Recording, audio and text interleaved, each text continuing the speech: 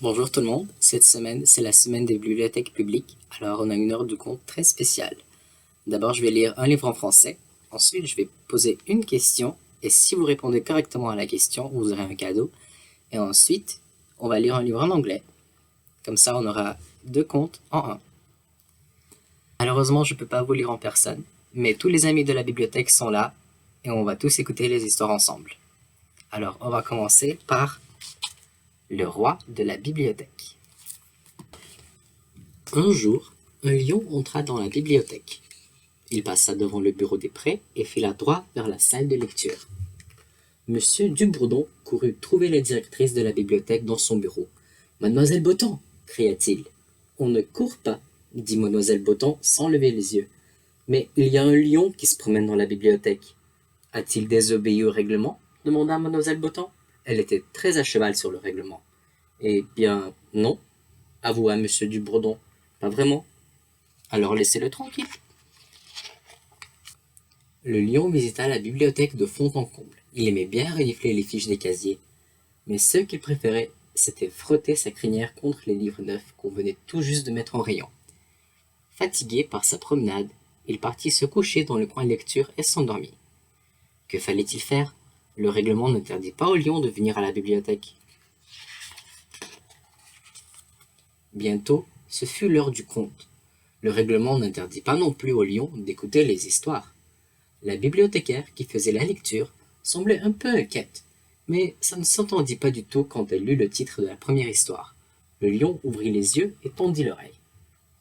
Il resta pour écouter la deuxième histoire, et puis celle d'après. Il attendait que la bibliothécaire en lise une autre, mais les enfants étaient déjà levés. C'est fini les histoires, lui dit une petite fille. Il faut s'en aller maintenant. Le lion regarda tour à tour les enfants, la bibliothécaire qui faisait la lecture, les livres fermés, puis il rugit très fort. Mademoiselle Botan sortit de son bureau à grande enjambée. Qui fait tout ce vacarme demanda-t-elle. C'est le lion, répondit Monsieur Dubourdon. Mademoiselle Botan se dirigea vers le lion et lui dit sur un ton sévère. Si tu ne sais pas te tenir tranquille, il va falloir que tu t'en ailles. C'est le règlement. Le lion rugissait toujours, mais d'une voix toute triste à présent. La petite fille tira sur la robe de la directrice. Et s'il promet d'être sage, est-ce qu'il pourra revenir demain écouter les histoires? Le lion arrêta net son tintamarre et leva la tête vers Mademoiselle Botan. Elle le regarda dans les yeux et dit « Oui, il n'y a aucune raison pour qu'un gentil lion bien calme n'ait pas le droit de venir écouter les histoires demain. »« Youpi !» s'écrièrent les enfants.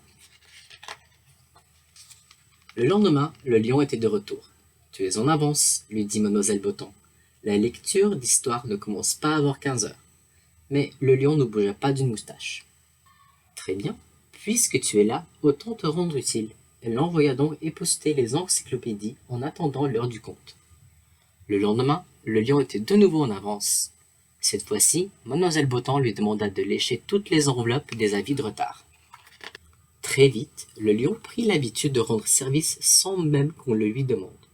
Non seulement il époussetait les encyclopédies et léchait les enveloppes, mais il aidait aussi les petits enfants à attraper les livres des plus hautes étagères en les laissant grimper sur son dos. Et quand il avait terminé, il se pelotonnait dans le coin lecture et attendait sagement qu'on vienne lui lire des histoires. Au début, tout le monde avait un peu peur du lion, mais ils s'habituèrent rapidement à sa présence. On aurait juré que ce lion avait été fait pour la bibliothèque. D'abord, ses grosses pattes toutes douces le rendaient très silencieux et les enfants trouvaient qu'il faisait un dossier bien confortable à l'heure du conte. Et puis, on ne l'avait plus jamais entendu rugir dans la bibliothèque. Comme il est serviable, ce lion, disaient les gens en caressant sa crinière soyeuse lorsqu'il passait près d'eux. Comment faisions-nous quand il n'était pas là? Lorsqu'il entendit ceci, M. Dubourdon fronça les sourcils. Il se débrouillait très bien avant son arrivée. Pas besoin de lion. Lion, pensait-il, ça ne comprend rien au règlement et ça n'a rien à faire dans une bibliothèque. Un beau jour, comme il avait déjà épousseté toutes les encyclopédies, léché toutes les enveloppes et aidé tous les petits-enfants, le lion alla trouver Mademoiselle Botan dans son bureau pour voir s'il pouvait lui rendre un autre service. Il avait encore le temps de faire un petit quelque chose avant l'heure du conte. « Bonjour le lion, dit Mademoiselle Botan. Je sais ce que tu pourrais faire. Tu pourrais remettre un livre en rayon pour moi. Laisse-moi simplement l'attraper. Mademoiselle Botan grimpa sur un tabouret, mais elle était encore trop petite. Alors elle se dressa sur la pointe des pieds et étendit les doigts. J'y suis presque. Elle s'étira de tout son long et... Aïe! La directrice, allongée par terre, ne pouvait plus bouger. Quand elle eut repris ses esprits, elle appela à l'aide. Monsieur Dubourdon! Monsieur Dubourdon! Mais Monsieur Dubourdon ne pouvait pas l'entendre, car il s'occupait des prêts et des retours. S'il te plaît, le lion, va chercher Monsieur Dubourdon, demanda mademoiselle Botan. Le lion sortit comme une fusée du bureau de la directrice. On ne court pas, lui cria-t-elle. Le lion posa ses grosses pattes de devant sur le bureau de Monsieur Dubourdon et le regarda fixement. Va-t'en, le lion, lui dit-il. Tu vois bien que je suis occupé. Le lion poussa un gémissement. De son nez, il montrait le couloir où se trouvait le bureau de mademoiselle Botan. Mais Monsieur Dubourdon faisait comme s'il n'était pas là. Le lion fit alors la première chose qui lui passa par la tête. Il regarda Monsieur Dubourdon dans les yeux, ouvrit grand sa gueule et rugit le plus fort possible. Monsieur Dubourdon en eut le souffle coupé. Il est interdit de faire du bruit. Tu as désobéi au règlement. Il partit trouver la directrice en marchant aussi vite que le règlement le permettait. Le lion le regarda s'éloigner. Il avait désobéi. Il savait très bien ce que ça voulait dire. Tout penaud, il se dirigea vers la sortie. Monsieur Dubourdon ne s'en rendit même pas compte. Il était trop occupé à claironner. Mademoiselle Botan, Mademoiselle Botan, le lion a désobéi. Il a désobéi. Il se rua dans le bureau de mademoiselle Botan. Mais elle n'était pas dans son fauteuil. Mademoiselle Botan? Parfois, lui répondit la voix de la directrice qui venait de derrière son bureau. On a de bonnes raisons de désobéir au règlement.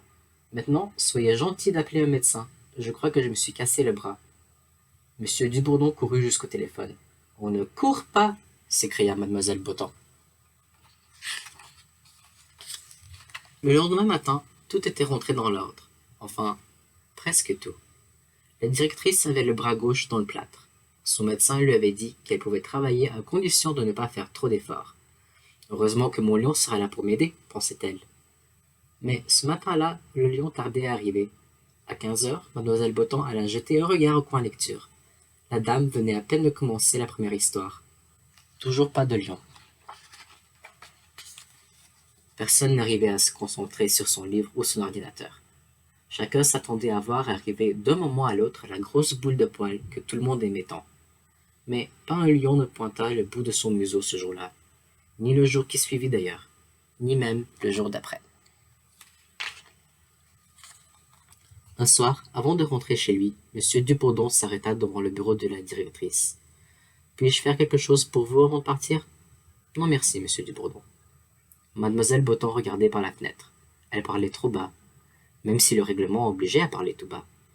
M. Dubourdon fronça les sourcils pour mieux réfléchir. En fait, il y avait bien quelque chose qu'il pouvait faire pour mademoiselle Botan. Il sortit de la bibliothèque, mais ne rentra pas chez lui tout de suite. Il fit le tour du quartier en regardant sous chaque voiture et derrière chaque buisson. Il chercha aussi dans tous les jardins, toutes les poubelles et même dans les cabanes perchées dans les arbres. Il finit par rebrousser chemin vers la bibliothèque. Le lion était assis là, le nez collé aux portes de verre. « Bonsoir, le lion, » lui dit M. Dubourdon. Le lion ne se retourna même pas. « Je pensais que tu aimerais savoir qu'il y a une nouvelle règle à la bibliothèque. Il est toujours interdit de rugir, sauf quand on a une très bonne raison de le faire. Disons, lorsqu'une amie qui s'est blessée a besoin d'aide, par exemple. » Le lion dressa les oreilles et tourna la tête. Mais M. Dubourdon était déjà parti. Le lendemain, M. Dubourdon avait quelque chose à annoncer à mademoiselle Botan. « Qu'y a-t-il » demanda la directrice de sa nouvelle petite voix toute triste. « Eh bien, j'ai pensé que vous aimeriez savoir qu'il y a un lion qui se promène dans la bibliothèque. » Mademoiselle Botan bondit de son fauteuil et partit à toutes jambes vers la salle de lecture. « On ne court pas » lui dit M. Dubourdon en riant. Mais elle ne l'écoutait pas. Parfois, on a de bonnes raisons de désobéir au règlement, même à la bibliothèque. J'espère que vous avez aimé cette histoire. Nous, on n'a pas de règlement contre les lions ici, mais à date, on n'a pas eu de visite de lion. Alors, maintenant, j'ai ma question pour vous. Pouvez-vous compter combien d'animaux il y a assis derrière moi. Et si vous avez la bonne réponse, vous aurez un petit cadeau. Pendant ce temps, moi je vais aller choisir un autre livre.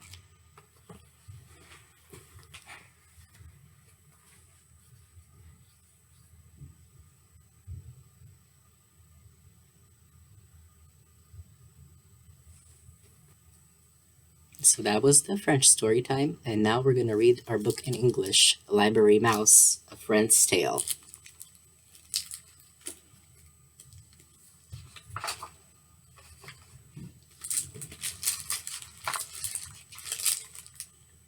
Sam was a library mouse. He lived in a little hole in the wall behind the children's reference books.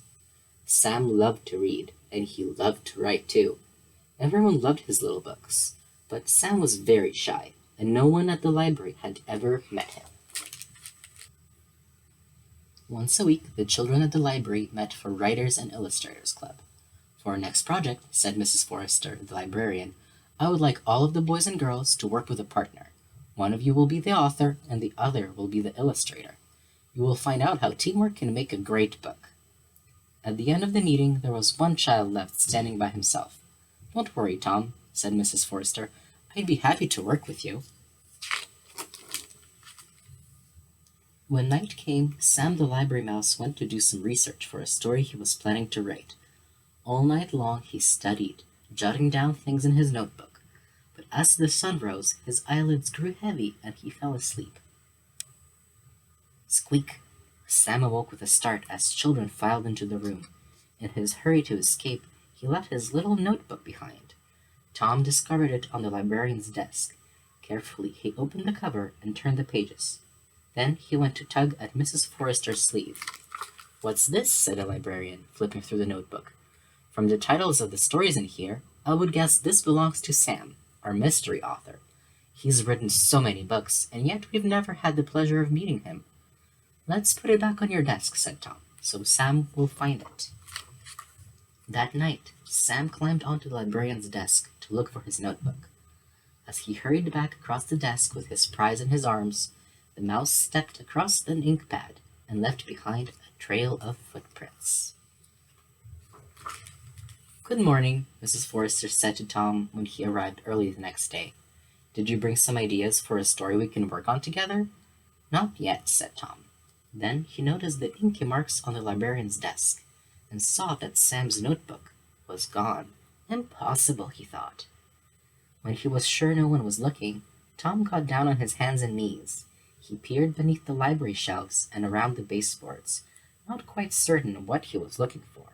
Suddenly, he saw a little hole in the wall.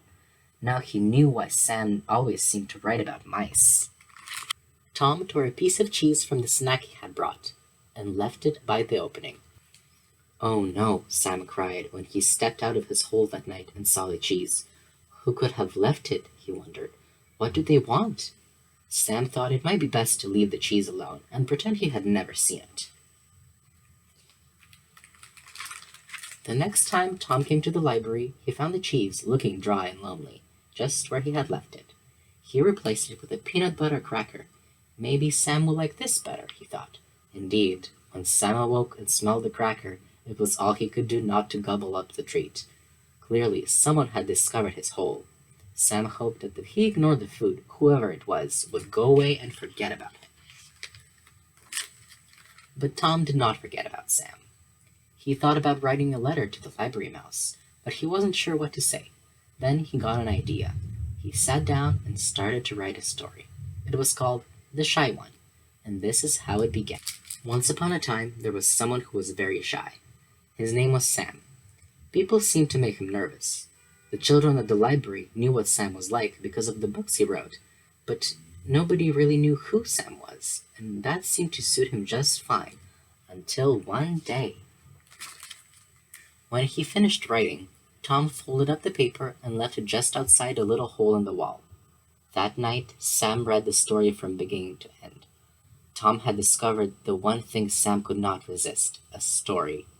Sam grinned. He remembered Tom as a regular at the library.